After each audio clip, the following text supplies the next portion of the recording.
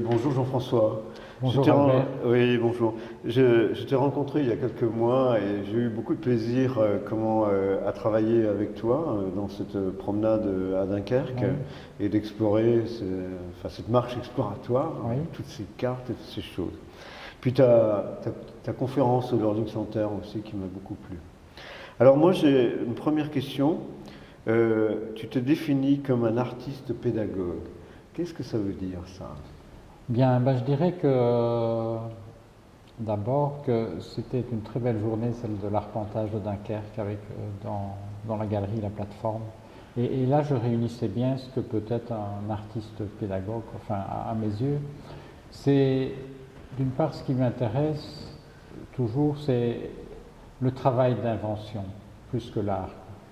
Alors, artiste est un mot pour moi qui est ouvert. Euh, J'ai un travail plastique, un travail d'écriture, un travail avec la marche et un travail avec le workshop, disons l'atelier. Et ce travail avec les personnes dans un lieu comme la plateforme fait partie intégrante de mon travail d'artiste. Et donc je trouvais que le trait d'union entre artiste et pédagogue liait les deux d'une manière dynamique. La démarche artistique, elle est aussi dans la pédagogie en fait, hein. Oui, c'est-à-dire que pour moi, si je mets au point une partition de travail pour un workshop, c'est exactement la même chose que d'élaborer un travail en processus dans mon atelier. Et donc, ce que je fais aussi dans une marche, hein, ici on voit des photos dans la galerie, nourrissent aussi un arpentage. Parce que tous les arpentages, comme tous les workshops que je fais, sont nourris des marches dans les périphéries urbaines, de ce que je vois, de cette phrase de Kafka, tout homme porte une chambre en lui. Et les derniers workshops, c'était ici, j'habite ici. Et donc, quand on dit j'habite ici, c'est ce que je fais un peu ici dans la galerie, ça veut dire quelque chose. Et donc, il y a un lien pour moi entre la pensée, le travail plastique et le workshop. Et en fait, je me définis comme artiste, c'est pas un mot qui me touche particulièrement, mais pour moi c'est ouvert. Donc quel autre mot, puisqu'on dit qu'est-ce que tu fais, peut être aussi ouvert. Et c'est pour ça aussi que dans le sous-titre de l'exposition ici, qui s'appelle Des livres étendus, j'ai choisi À travers champs, parce que c'est aussi bien le champ des sujets que touche la librairie, c'est aussi bien les champs dans lesquels je me sens à l'aise, c'est-à-dire dans lesquels j'aime travailler, phénoménologique, plastique, anthropologique, poétique et un peu timidement politique. Et c'est de cette manière que j'ai introduit donc aussi l'exposition en disant que à travers champs, c'était aussi notre espace de liberté, courir à travers les andins, se rouler dans le foin, mais cet espace de liberté dont beaucoup aussi ne peuvent pas jouir puisque nous fermons nos frontières. Donc c'est ça que je veux dire à travers champs et qui lie pour moi un peu l'ensemble. La question du choix de la marche, euh, comment tu définis ce choix de la marche dans l'acte artistique? Mais Comme d'autres ont le pinceau, oui, toi, c'est la marche, hein? c'est la marche, c'est parfois j'ai repris un atelier, ça peut être le dessin. Avant la marche, c'était le dessin. J'ai vécu très très longtemps avec faire une petite marche d'été en montagne parce que j'aime bien la montagne, mais où le centre c'était l'atelier. Donc l'été je ne partais pas, c'était l'atelier, le dessin, la concentration. Mes mots c'était consistance, densité. Donc c'était plutôt un ancrage. Et puis dans les années 90, début 90 je crois, oui, j'ai recommencé un peu à marcher plus en montagne. Et puis en 99, tu le sais, j'ai fait la traversée des Pyrénées de l'Atlantique à la Méditerranée, 2 mois, dont beaucoup tout seul, et ça m'a donné l'envie d'aller plus explorer l'espace du dehors. Et donc de là, mon intérêt pour les banlieues, les périphéries urbaines, pour se frotter à l'espace du dehors, parce que comme le dit bien Deleuze et un autre que j'aime bien, dont je vais retenir le nom. Si on veut avoir une pensée du dehors, il faut sortir.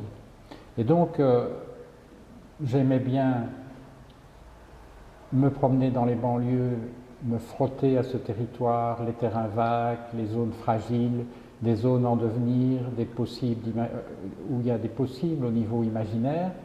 Et parfois, je m'arrêtais, je faisais une photo, un dessin, un chant, et tout ça est devenu un matériau que finalement mon éditeur m'a demandé peut-être d'exploiter dans le livre Dessine-moi un voyage. Et donc j'ai continué ça jusqu'à un jour, une amie me demande « Pourrais-tu faire une marche pour mes étudiants dans Bruxelles ?» Première demande. Et j'étais étonné parce que pour moi, explorer une ville, c'est seul ou éventuellement à deux. Il n'y a pas besoin d'un groupe. Mais donc je l'ai fait, et donc je l'ai fait de cette manière de choisir un itinéraire dynamique où on marche. Donc c'est pas une balade où on regarde à gauche, à droite, ou si on allait ailleurs, s'il y a des fleurs, non. C'est plutôt une vision cinématographique où on a une perception assez rapide. Avec un dispositif que j'utilise souvent après une marche, demander à chacun de tracer son parcours sur une feuille. Le dessin, quoi. Oui, c'est toujours juste puisque c'est sa perception, c'est pas le plan. Et puis après, éventuellement, j'utilise ce matériau qui est fait sur calque, on les superpose, ces calques, comme une partition chorégraphique. Et donc on refait la marche dans l'espace. Et puis, Recyclard, qui est une association dynamique ici à Bruxelles, m'a demandé de faire 2 marches autour du chemin de fer à Bruxelles. Et puis j'ai eu des commandes, et puis elles sont devenues silencieuses, les marches, pour rester plus groupées. Oui, rester plus groupé, que ça soit plus fluide, être plus attentif. Et puis finalement, chaque fois que je fais un workshop, je fais une marche qui précède le workshop, ou alors je fais des arpentages. Donc comme tu anticipes cette marche. Oui. Oui.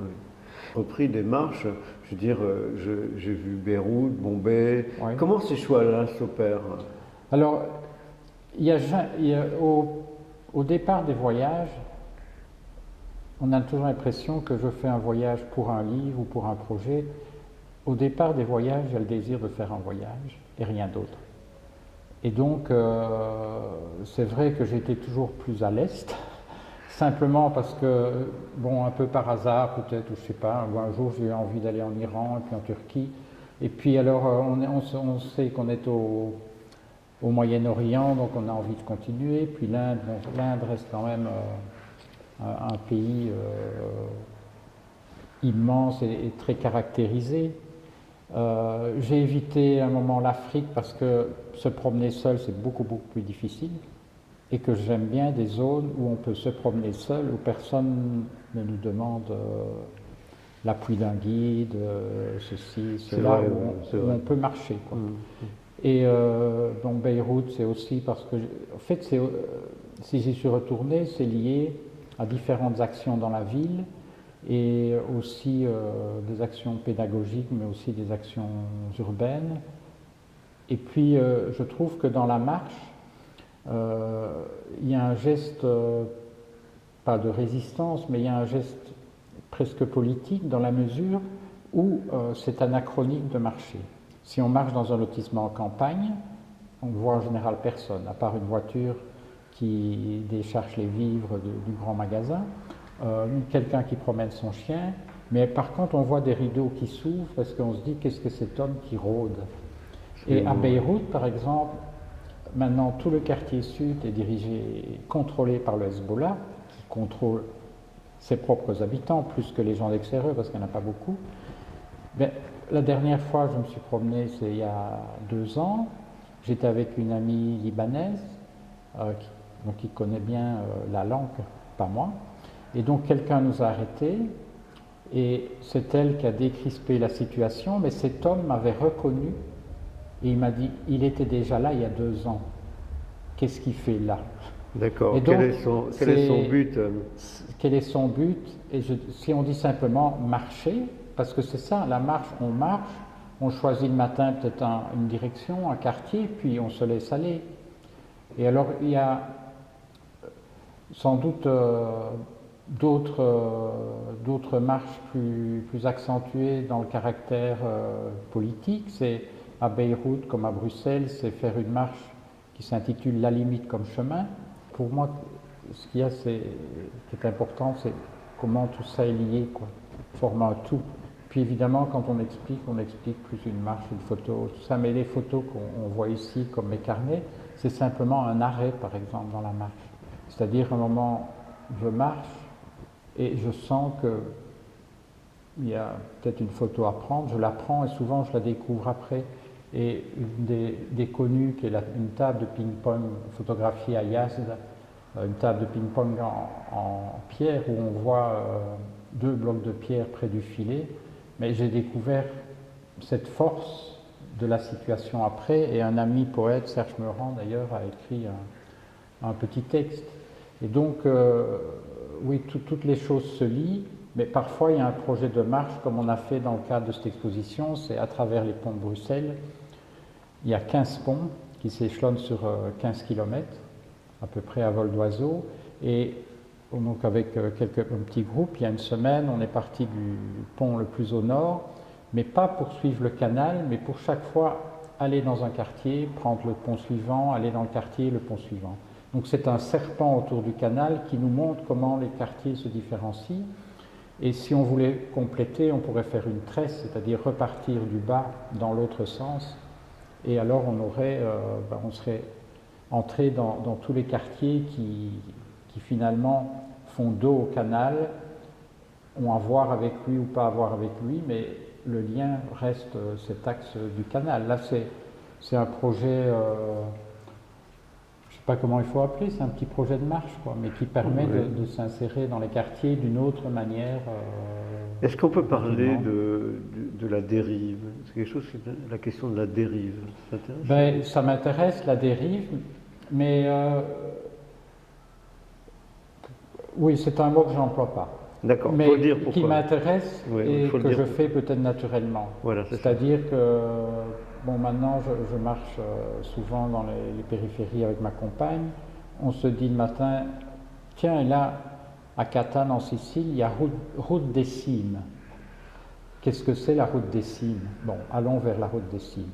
Mais sans chemin préalable, donc peut-être ne pourrait-on pas y arriver à la route des cimes. Mais entre-temps, on a vu, tiens, et là, tu as vu le bâtiment? Oui, on y va, ce sont des bains magnifiques. Donc en général, on évite les monuments, etc., parce qu'on n'a pas envie de faire la file, mais on voit des tas de choses, une petite mosquée, ça n'avait pas renseigné, donc on sans doute que c'est ça quand même un peu la dérive, non? Oui, moi je pense, oui. Oui, c'est ça, c'est pour ça que j'ai utilisé ce mot, parce que en t'écoutant, je veux dire, dans ces marches, tu es porté par les éléments. Oui, c'est ça. C'est ça, hein. Porté par les éléments, et alors on est quand même arrivé route des cimes, qui est une petite route, avec évidemment à gauche et à droite des pentes. C'est un terrain chaotique en dessous des autoroutes, etc., où on entre dans une petite cantine, on sert des pâtes, le plat de pâtes est à 1 euro. Alors ça paraît anecdotique, mais en même temps, c'est pas anecdotique, parce que le fait de manger des pâtes à 1 euro, ça veut dire que la population ne met pas 5 euros pour acheter ses pâtes. Hein, ben oui, elle met 1 euro. Donc c'est ça, c'est s'enfoncer et puis se laisser guider par les éléments, les événements. Mais les marches urbaines que je fais avec des groupes, ça c'est différent parce que je me laisse un peu porter par les éléments, mais je prépare soigneusement le parcours, c'est-à-dire que ce sont des parcours que je fais 3 fois pour à un moment donné que ça soit fluide pour moi. C'est silencieux, donc je fais fluide. Si on doit traverser une route, je fais signe, on essaye de traverser, que ce soit vraiment, oui, qu'on sente qu'on marche, quoi. Et je fais 3 fois parce que je regarde un peu la carte, je vais sur le lieu, je fais un parcours, puis je regarde la carte, je regarde les photos satellites pour voir si, tiens, là dans cet îlot, on dirait qu'il y a un passage, est-ce qu'on s'est encore passé? Puis d'une fois à l'autre, il y a des ouvertures qui se ferment. Donc là, c'est un parcours très préparé. Oui, il y a des consignes qui sont données au groupe. Hein. Mais c'est-à-dire que, par exemple... J'imagine que tu n'aimes pas le mot consigne, mais... Mais non, c'est-à-dire que c'est ça quand même, employons le mot des consignes. Au mois de janvier, j'ai fait une marche silencieuse pour la semaine du son. Comme le responsable avait fait une marche silencieuse avec moi, il dit tiens, ça serait pas mal. Et donc c'était une marche de 3 heures intensive sous la pluie. Et j'avais repéré, c'est assez amusant, dans le parcours, ce que j'ai appelé des socles. C'est-à-dire sur une place, il y avait un carré un peu plus haut que le reste de la place, bien délimité. Ailleurs, sur un terrain vague, il y avait de l'asphalte en ovale, bien délimité. Donc j'avais repéré 5 socles, c'est vraiment, ils étaient venus à moi. Et donc je fais toujours des beaux petits carnets quand on va se promener. Parce que je trouve que mettre un soin à donner cette chose aux personnes, c'est déjà dire, tu m'intéresses. Faisons-le oui, avec cette exigence du soin, de la marche. C'est ludique aussi. Hein. Oui. Et donc on pouvait noter chaque fois 5 mots dans le parcours, un nom de rue, chez Popov, enfin 5 noms. Et sur les socles, chacun disait les noms. Donc on retrouvait une sonorité. Et puis j'avais demandé aussi dans le parcours de ramasser un objet lié au son et un autre objet avec lequel on pourrait produire un son. Et quand on est arrivé à midi, on a fait un petit concert avec les objets. Et une autre consigne. Oui, alors ce que je fais souvent dans le parcours et que j'avais fait à Dunkerque, si tu te souviens, c'est répertorier tous les noms de la carte. Donc sur le territoire qu'on avait arpenté, j'avais noté tous les noms de la carte, et à Dunkerque, il y en a beaucoup. Et je ne les ai pas sous la main, mais ça résonne fort, tous ces noms, parce qu'il y a des noms flamands, on sent qu'il y a des langues différentes. Puis à Roissy, j'ai fait la même chose, on a l'impression qu'on se trouve dans les champs, quoi. Parce que tous les noms de lieux sont encore liés au territoire d'avant cette fracture de l'aéroport. Il y a un mot que tu as utilisé tout à l'heure, on a fait une marche sous la pluie. Oui. Hein, sous la pluie. Donc oui. la question du climat. C'est important la question du climat? C'est-à-dire que quand j'organise une marche et un workshop, je dis équipez-vous pour marcher en tout temps, par quel que soit le temps. Mais c'est important, oui, parce que sous la pluie, et ce qui est étonnant, c'est que les gens viennent, qu'il pleuve ou qu'il passe, c'est pas ça qui les arrête, c'est plutôt la soirée de la veille ou mieux à faire ce jour-là, mais la pluie n'arrête pas. Par contre, le fait, quand il pleut fort, d'avoir un capuchon, plutôt quand même les yeux vers le bas que vers le haut, oui, je dirais que on est moins ouvert, quoi. On est plus un peu racrapoté que ouvert. Or la marche, pour moi, c'est comme une danse. Ça ouvre à l'espace, ça fend l'espace, et donc ça joue quand même. Puis les arrêts, on est un peu resserré, donc ça resserre, quoi. Ça resserre le dessin aussi, j'imagine. Le dessin, quand on note là, ça doit être... Oui, quand on note, le papier est mouillé, donc c'est différent, quoi. Donc je ne cherche pas la pluie, non.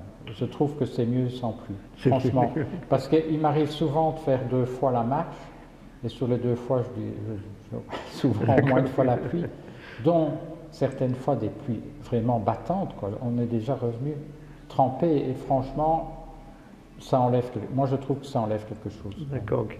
Moi je pensais que ça apportait quelque chose aussi. Non, moi, je trouve que c'était une condition différente, je veux dire. Oui, c'est différent, mais pour moi ça enlève quelque chose au territoire traversé. On rencontre moins de personnes aussi. Enfin, oui, on est dans une situation moins ouverte, quoi. Oui. Alors il y a une autre chose aussi, c'est donc ces marches, ces lieux de marche dont tu parlais, et là on est dans des vraies découvertes, c'est ce que tu disais, c'est-à-dire par exemple on tombe sur un restaurant où on vend des pâtes à 1 euro, et puis voilà, c'est la vraie vie, quoi, quelque part. On n'est pas dans un circuit touristique, Oui. Hein, ça c'est important, oui. Moi je voulais revenir parler de tes éditions. Parce que, alors moi, il me semblait qu'il y avait un peu des... Voilà, c'était à chaque fois des objets différents. Et je vois par exemple l'entrelac, qui est le carnet d'Algérie, qui a l'air quelque chose de beaucoup plus personnel. Est-ce que tu peux en parler par rapport aux autres? Oui, c'est-à-dire j'ai l'impression que quand tu dis personnel, par exemple, Aspérité en mouvement, où il y a plusieurs textes, le premier c'est Pédagogie de la forme, et dans ce Pédagogie de la forme, c'est fait comme un agenda au quotidien où je parle d'une fleur sur un mur qui fane de jour en jour. Enfin, pour moi, c'est aussi très personnel, mais de manière différente. Mais c'est un personnel plutôt centré sur ma propre perception des choses. Tu vois, je suis sur la forme, centré sur la forme, donc j'écris un peu tous les jours avec cette idée de la forme. Donc, tu rencontres une femme enceinte et forcément, tu es questionné sur la forme aussi.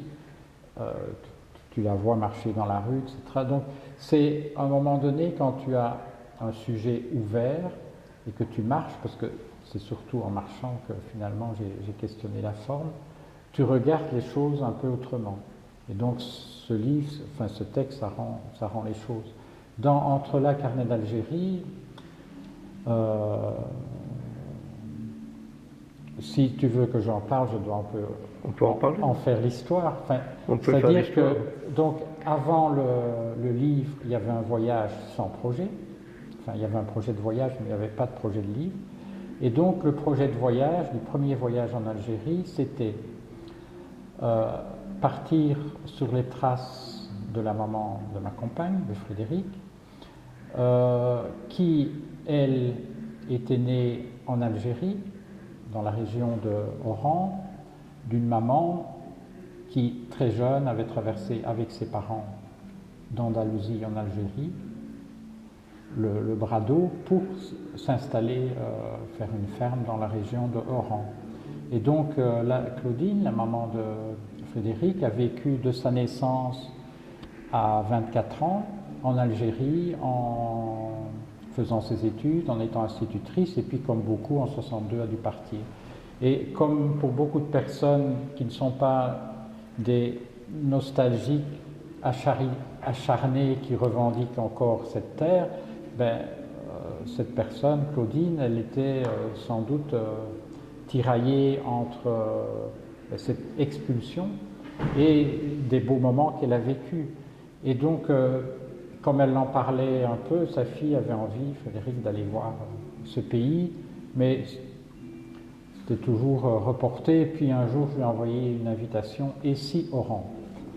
Et alors, c'était plutôt la question, elle a pris comme une invitation, et on est parti, et on a fait le voyage, et on a découvert ce pays.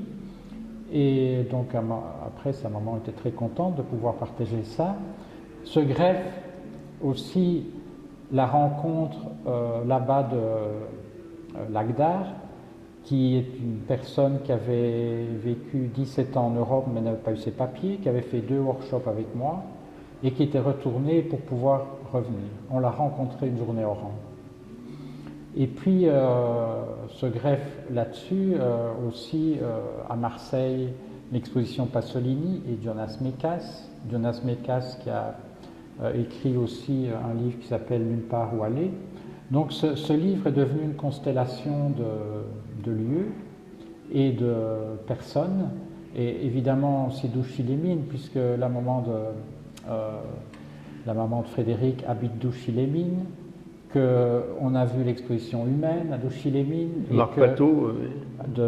Marc Pateau, et en plus que Véronique Nomgrap, qui est une amie, avait écrit un texte sur Douchilémine, donc Douchilémine est venue se greffer là-dessus, donc Pasolini, Jonas Mekas, Lagdar, et puis Lagdar qui est reparti de Oran il y a 3 ans et demi, mais il est parti à 3 ans et demi et il a vécu surtout enfermé dans des camps ouverts et surtout fermé 3 fois en prison en Hongrie. Et il y a 1 mois, il a quitté après 3 mois de prison en Hongrie, on parvenu à ce qu'il retourne à Tiaret. d'où il vient. Donc il a mis 3 ans et demi pour arriver à l'endroit d'où il était parti, donc maintenant il est à Tiaret. Donc ce livre retrace comme ça, on retourne sur les traces d'une histoire, et puis il y a quelque chose d'universel qui se Oui. lit là. Oui, Jean-François, comment l'exposition ici, comment tu l'as envisagée, comment tu l'as conçue? Voilà, c'est ça qui m'intéresse, parce qu'elle est très, moi je trouve qu'elle est très à l'image de tes livres, mais c'est peut-être pas tout à fait ça. Donc si tu peux nous en parler. Le titre, c'est quand même des livres étendus. Hein. Ah d'accord. Donc on est dans le l'extension. titre est resté provisoire très, très longtemps, et puis il s'est finalement imposé. Et donc il a été provisoire quand j'ai répondu à l'invitation de Philippe Demoulin, qui est le maître d'œuvre et patron de cette galerie-librairie, de cette maison. Et donc il m'a proposé si un jour vous voulez faire quelque chose. Donc il m'a fallu le temps de réfléchir. Et puis sur une nappe en papier, comme souvent le midi, je lui fais un projet, tac, tac, tac, je lui envoie des livres étendus. Et dans ce projet, il y avait l'idée de faire des vitrines avec des archives, puisque j'ai reçu pour faire le livre, la structure et l'objet, le corps et la chaise, des beaux documents. Il y a là une photo du nid de Nil Sudo qui m'avait envoyé, que j'ai retrouvé. Je me dis, ben, je vais la faire encadrer. Ça lui donnera, ça le remerciera du don qu'il m'a fait à ce moment-là. Donc c'est pour les vitrines qui reprennent 4 livres. Puis il y a quelques dessins qui accompagnent ces vitrines, quelques documents. Et puis dans l'exposition, au mur aussi, il y a des photos qui sont des photos prises ces 10 ou 15 dernières années pendant des voyages, et qui sont pour moi la dernière fois où je les utilise en tant que matériaux globaux. Il n'est pas dit qu'on ne reverra pas une photo, mais l'ensemble comme ça, c'est la dernière fois. Il y a une nouvelle, on dit une pièce dans une exposition, ça? On dit ça, oui. Une nouvelle pièce qui s'appelle Espace des morts, et qui est une petite boîte sur pied avec une pierre, là, un rognon de silex qui vient de 800. Et donc il y a aussi un chevron au mur avec certaines photos de cette boîte, qui sont des photos format carte postale. Il y en a une 60aine de cimetières un peu partout dans le monde, et c'est accompagné d'autres grandes photos de cimetières. Les cimetières étant en des endroits où, avec Frédéric, on se rend toujours dans les villes qu'on traverse. Pourquoi? Parce que il y a un grand texte dans Entre-là consacré justement au cimetière, parce que c'est à l'image de nos territoires qui sont souvent sans projet, hein, ou peu étudiés, ou étudiés au rendement. Les cimetières, c'est exactement la même chose. C'est l'espace des morts, donc c'est de l'habitat, et on dirait que ça suit la même logique, quoi. Là où on prenait soin de faire quelque chose, comme on voit à Alger, cette tombe avec un petit arbre qui pousse au milieu, là, au centre, ou lorsque l'on voit simplement cet espace immense à Hoft en Mongolie, où les tombes forment comme un immense jardin, c'est à la fois cette manière d'envisager l'espace des morts et comment nous-mêmes nous pouvons, quand on va dans cet espace des morts, en jouir un moment comme un jardin. C'est-à-dire que ça nous charge de quelque chose qui fasse lien entre ces morts et nous. Et on a l'impression parfois que dans les cimetières contemporains, comme celui de Douchy-les-Mines, où repose Irma, la grand-mère de Frédéric, ou celui à Belgrade, près de Namur, où repose mon père, que à part des tombes lisses, des pierres lisses, il y a des règles. Hein, on peut mettre ci, on ne peut pas mettre ça, comme dans les lotissements autour des villes. On peut faire ça, mais on ne peut pas faire ça. Eh bien, oui, on visite ces espaces sans doute pour ces raisons, et parce que dans certains, comme à Gênes par exemple, il y a c'est ce que je décris dans le livre, un endroit extraordinaire, quoi, où à un moment donné on sent qu'il y a des morts, mais où la vie de la nature enlace, s'étompe, et où l'ensemble de tous ces morts et de la nature et de la sculpture, parce qu'avant aussi il y avait pas mal de sculptures, devient comme un jardin, et un jardin qui, pour un temps, nous nourrit. Alors, moi j'ai fait une expérience aussi d'un cimetière, c'était à Marrakech, c'était le cimetière juif. Oui. Et évidemment, comme aujourd'hui il n'y a plus beaucoup de juifs à Marrakech, et donc il reste le cimetière. Et régulièrement les gens viennent entretenir ce cimetière, mais ils portent aussi des cicatrices, je veux dire, d'aujourd'hui. Parce que voilà, il y a des profanations, on va le dire, il faut dire les choses comme elles sont. Mais c'est vrai que c'est des lieux qui sont chargés. Et celui de Marrakech, c'est le seul que je connaisse comme ça de cimetière juif. C'est un cimetière très sculptural, puisque par rapport à ce que je disais, la nature, etc., là c'est un cimetière minéral, disons, mais minéral avec cette répétition des tombes anonymes, comme un grand chant. Oui, a une force très très forte. Une force très forte, oui. On va s'arrêter là, Jean-François. Oui, merci Albert. Je te remercie beaucoup. On se rencontrera à nouveau pour des entretiens, parce que j'aime bien ça. Oui. Voilà. Merci de ça, en tout cas. Merci Albert. Merci.